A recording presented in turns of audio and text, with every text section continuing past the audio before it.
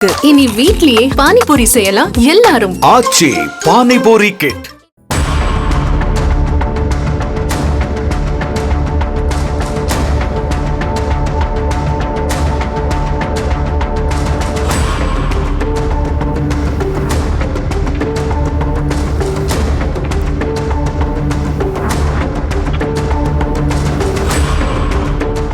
திமுக முன்னாள் எம்பி குப்புசாமியின் உதவியாளராக இருந்தவர் அயனாவரத்தைச் சேர்ந்த குமார்.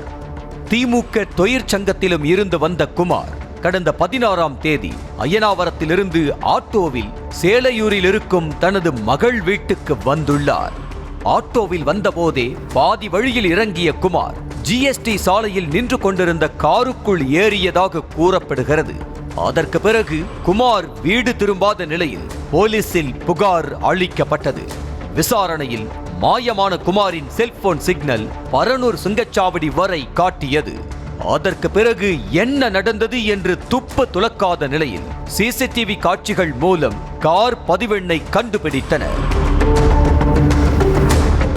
கார் பதிவெண்ணை வைத்து ஊரப்பாக்கத்தில் வசித்து வரும் ரவி என்பவனை தட்டி தூக்கியது காவல்துறை. அவனிடம் நடத்திய விசாரணையில் கிழக்கு கடற்கரை சாலையில் உத்தண்டி என்ற இடத்தில் இருக்கும் 2 கோடி ரூபாய் மதிப்புள்ள நிலத்தை போலி ஆவணம் மூலம் அபகரிக்க முயன்றதுதான் கொலைக்கு முக்கிய காரணம் என்பது தெரிய வந்தது. நிலத்தின் உரிமையாளரான தனலட்சுமி என்ற பெண் மும்பையில் குடிபெயர்ந்த நிலையில் குமார் தான் கவனித்துக் கொண்டதாக கூறப்படுகிறது. சில நாட்களுக்கு முன்பு தனலட்சுமி வயது மூப்பு காரணமாக இறந்துவிட இதனை தெரிந்து கொண்ட ரவி அந்த இடத்தை போலி ஆவணம் மூலம் கள்ளக்காதலி மகாலட்சுமிக்கு பட்டா போட்டு கொடுக்க முயன்றதாக கூறப்படுகிறது. இதற்காக அதிகாரிகளுக்கு கையூட்டு கொடுத்து போலியாக ஆவணம் உருவாக்கிய ரவி அந்த நிலத்தை சுற்றி வேலி அமைக்க முயற்சிக்கவே அக்கம் பக்கத்தினர் மும்பையில் இருக்கும் நிலத்தின் உரிமையாளர்களை அழைத்து விபரத்தை சொன்னதாக கூறப்படுகிறது.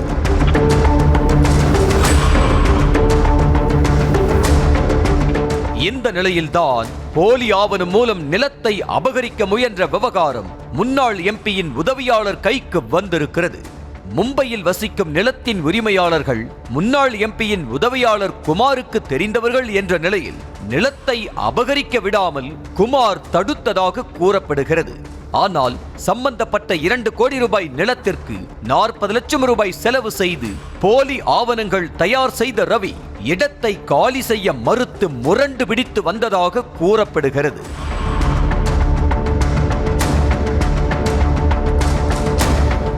இந்த நிலம் காரணமாக ரவிக்கும் குமாருக்கும் தகராறு இருந்து வந்த நிலையில் குமாரை தீர்த்து கட்டிவிட்டு நிலத்தை மொத்தமாக ஆட்டைய போட்டுக் கொள்ள முடிவு செய்திருக்கிறான் ரவி.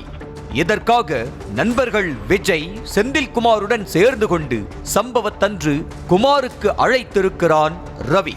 பையனூர் அருகே தனக்கு சொந்தமாக இருக்கும் 1 ஏக்கர் நிலத்தை விற்றுத்தரச் சொல்லி நாடகம் போட்ட ரவி இடத்தை நேரில் காட்டுவதாக அழைத்திருக்கிறார். ஏற்கனவே தகராறு இருந்தும் கூட ரவி சொல்வதை நம்பி இடம் பார்க்க சென்ற போதுதான் குமார் கொலை செய்யப்பட்டது தெரிய வந்துள்ளது. சம்பவத்தன்று சேலையூரில் உள்ள மகள் வீட்டுக்கு குமார் வந்து கொண்டிருந்த போது ரவியிடமிருந்து செல்போன் அழைப்பு வந்திருக்கிறது. இதனால் மகள் வீட்டுக்கு செல்லும் முடிவிலிருந்து பின்வாங்கிய குமார் ரவியின் காரில் ஏறியிருக்கிறார். கார் செங்கல்பட்டு நோக்கி சென்று கொண்டிருக்கும் போதே அந்த நிலத்திற்காக அசல் ஆவணத்தை கேட்டு ரவியும் அவனது நண்பர்களும் சேர்ந்து குமாரை தாக்க தொடங்கியதாக கூறப்படுகிறது. 3 பேருக்கும் நடுவில் தனி ஆளாக சிக்கிக் கொண்ட குமாருக்கு என்ன செய்வதென தெரியாமல் விழி பிதுங்கி போக அசல் ஆவணத்தை கேட்டு பார்த்த அந்த கும்பல் காரில் கிடந்த கயிறை எடுத்து குமாரின் கழுத்தை நெரித்திருக்கிறது. காருக்குள் வைத்து கயிற்றை வைத்து கழுத்தை இறுக்கி கொலை செய்த நிலையில் பரனூர் அருகே சென்றதும் கொலைக்கு பயன்படுத்திய கயிற்றையும் குமாரின் செல்போனையும் ஏரியில் தூக்கி வீசியதாக கூறப்படுகிறது. இதனால் தான் போலீஸ் விசாரணையின் போது குமாரின் செல்போன் சிக்னல் பரனூர் ஏரியோடு நின்றிருக்கிறது.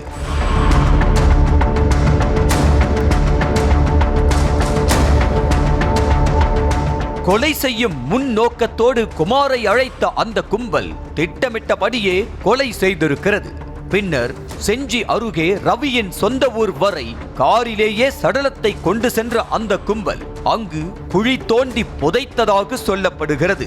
தற்போது கொலையில் சம்பந்தப்பட்ட 3 பேரையும் சென்னையில் வைத்து கைது செய்த போலீசார் உடல் புதைத்த இடத்தை கண்டுபிடிக்க ரவியை அழைத்து கொண்டு செஞ்சிக்கு சென்றனர்.